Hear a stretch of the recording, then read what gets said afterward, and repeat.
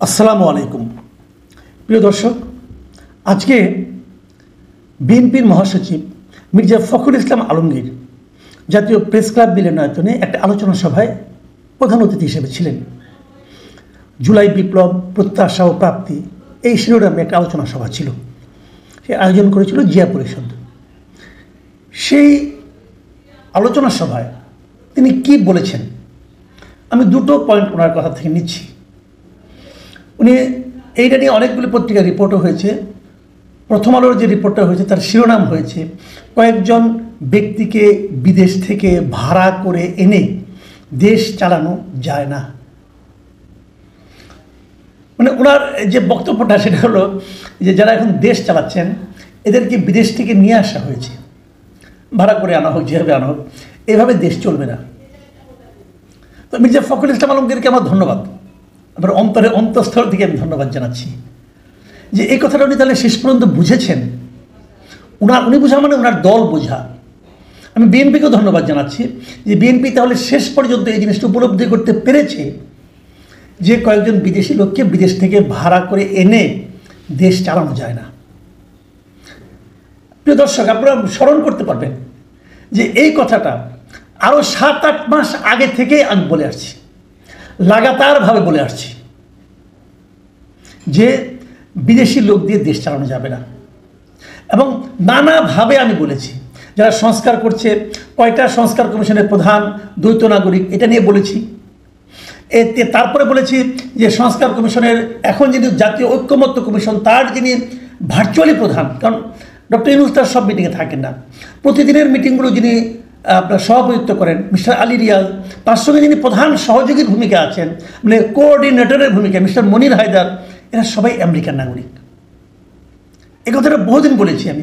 এবং আমি শেষ পর্যন্ত এই কথাটাও বলেছি যে ওনাদের যোগ্যতা নিয়ে কত আলোচনা হচ্ছে না। আমার আলোচনা হলো যে ওনারা এই দেশের লোক কিনা, ওনাদের শেকড় কি এই দেশে।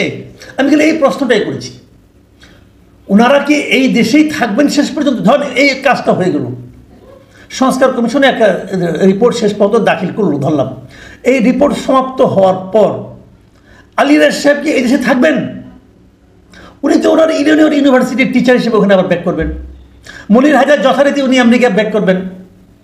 তাহলে যদি এখানে কোনো সমস্যা হয়, এই লোকগুলিকে আমি পাবো কোথায়? এরা যদি কোনো অন্যায় করে, কোনো ষড়যন্ত্র করে যায়, সেই ষড়যন্ত্রের জন্য এদেরকে ধরার আপনার কী উপায় আছে, কী পদ্ধতি আছে? কোনো পদ্ধতি নাই। কাজে ভাড়াটা লোক যেতে হবে না, 2 দিন পরে ভাড়া শেষ, তারা চলে গেল ভাড়ার টাকা নিয়ে। এবং যেহেতু তাদের মধ্যে আমি মনে করি কোনো দায়বদ্ধতা নেই, অতএব ওরা যা তা কাজ করতে পারেন, ওনাদের ব্যক্তিগত স্বার্থ চরিতার্থও করতে পারেন।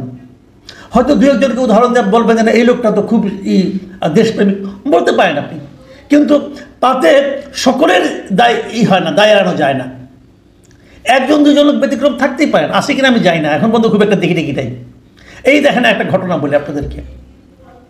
এই যে ট্রাম্পের যে বাড়তি শুল্ক, এই বাড়তি শুল্ক আমাদের উপর 35% চাপিয়ে দেওয়া হয়েছে। আমরা কিন্তু আগে 15% দিতাম, তার সঙ্গে আরও বাড়তি 35%, তার মানে আমাদের 50% শুল্ক দিতে হবে। পোশাক অথবা যে কোনো জিনিস আমরা যদি যুক্তরাষ্ট্রে রপ্তানি করতে যাই, এই টাকা দিতে হবে। তো এতটা শুল্ক দিয়ে ওখানকার প্রতিযোগিতামূলক বাজারে আমরা কি টিকে থাকতে পারবো? ধরুন পোশাক শিল্পে ভিয়েতনামে দিতে হবে 20%, আমাকে দিতে হবে বাড়তি 35%। এইখানে তো আমি 15%-এর একটা গ্যাপে পড়ে গেলাম। আমি কি এই 15% বাড়তি দামে ভিয়েতনামের সঙ্গে কম্পিটিশনে পারবো? কেন পারবো না। আমাদের পুরো এই গার্মেন্ট শিল্পে ধস নামবে। এই শিল্পের সঙ্গে জড়িত প্রায় 8-10 লাখ লোক একদিনে বেকার হয়ে যাবে। ভাবেন আপনি একটা কি অবস্থা দাঁড়াবে। এই শিল্পে যারা নাকি মানে মিলিয়ন ডলার বিনিয়োগ করেছেন, তারা রাস্তায় বসে যাবেন একদম। এত বড় একটা ক্রাইসিস। 3 মাস সময় পেয়েছিলাম আমরা এটা আলোচনা করার জন্য। আলোচনার জন্য আমাদের এখান থেকে ওখানে কে গিয়েছিল? এই ভাড়াটে খলিলুর রহমান, উনি জাতীয় নিরাপত্তা উপদেষ্টা। উনি এখানে কেন গেলেন অথবা ওনাকে কেন পাঠানো হলো এটা কেউ জানে না। উনি যে ওখানে কী করেছেন এটাও কেউ জানে না। তবে আমরা এতটুকু বলতে পারি, উনি ওখানে যে একটা অশ্বডিম্ব প্রসব করেছেন, কারণ উনি ওখানকার কাউন্টার পার্টের সঙ্গে তো কথাই বলতে পারেন নাই। কারণ ওখানকার যারা যিনি কাউন্টার পার্ট আছেন, মানে যুক্তরাষ্ট্রে যারা এই জিনিসটা দেখেন, এই মানে ট্যারিফটা দেখেন, তারা তো ওনার সঙ্গে বসবেনই না। বলবে ভাই তুমি কি বাণিজ্য মন্ত্রণালয়ের কেউ, তো হু আর ইউ, তুমি এখানে কেন আসছো? তো এই যে সময়টা ক্ষেপণ হলো, শেষ মুহূর্তে এসে আমাদের বাণিজ্য উপদেষ্টা গেলেন, আরও গেলেন, এরা এখন দৌড়ঝাঁপ করতেছে। কাজের কাজ কী হবে আমি এখনও কিছু বুঝতে পারছি না। ভালো হলে ভালো, তবে ভালো না হওয়ার আশঙ্কা রয়ে গেছে, কি হয় জানি না। এই দৌড়ঝাঁপ তো পারতে হতো না, ওই যে 3 মাস আগে শুরু করতেন, পারলেন না কেন?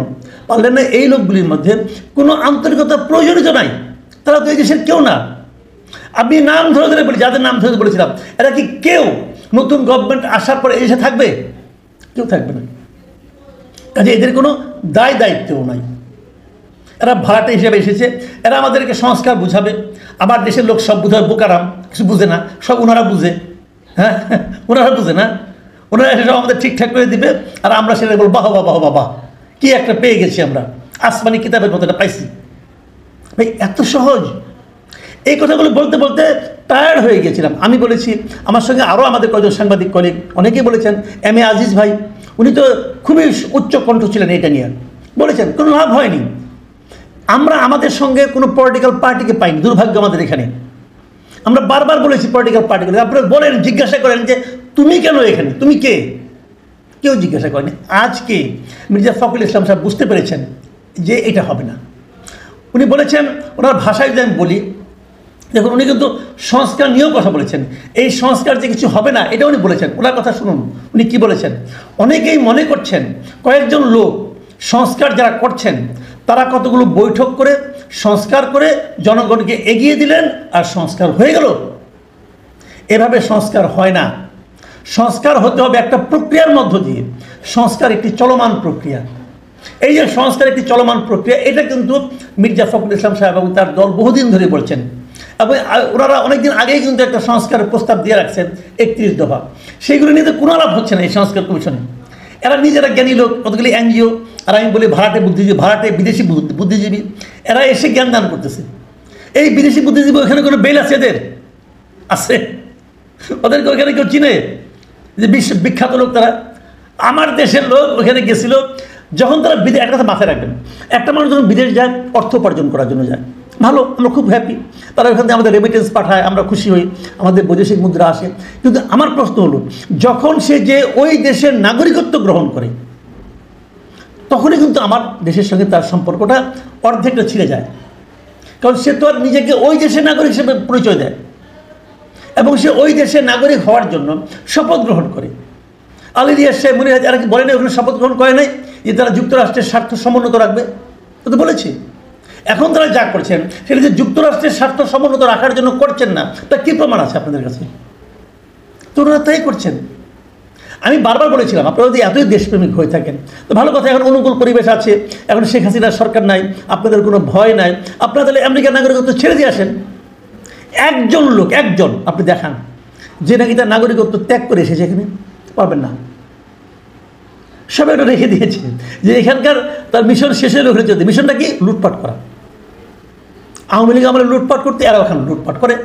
অনেক প্রমাণ এর মধ্যে আমাদের হাতে চলে আসছে, আশা করি সময় মতো দিতে পারবো, দেখা যাক কী হয়। তো সেটা ব্যাপার না, ব্যাপারটা হলো আমি যে কথা বলছিলাম যে যখন আমরা বিচ্ছিন্নভাবে কয়েকজন লোক বলি, এটা কোনো মূল্য হয় না। যখন একটা পলিটিক্যাল পার্টি বলে তখন কিন্তু সেটা খুব গুরুত্ব পায়, এবং যখন সেটা বিএনপির মতো একটা বড় পলিটিক্যাল পার্টি বলে তখন সেটা গুরুত্ব পায়। আমরা কিন্তু এই জিনিসটাই চাই, আমরা যারা সাধারণ মানুষ আমরা তো এটাই চাই যে এই যে রাজনৈতিক দলগুলো তারা জনগণের যে পালস, সেই পালসটাকে, জনগণের যে স্পন্দন, সেই স্পন্দনটাকে তারা অনুভব করবে, করে জনগণের কথা তাদের মুখ দিয়ে উচ্চারিত হবে। ভালো, বিএনপি তবু উচ্চারণ করেছে, 10-11 মাস পরে হোক উচ্চারণ করেছে।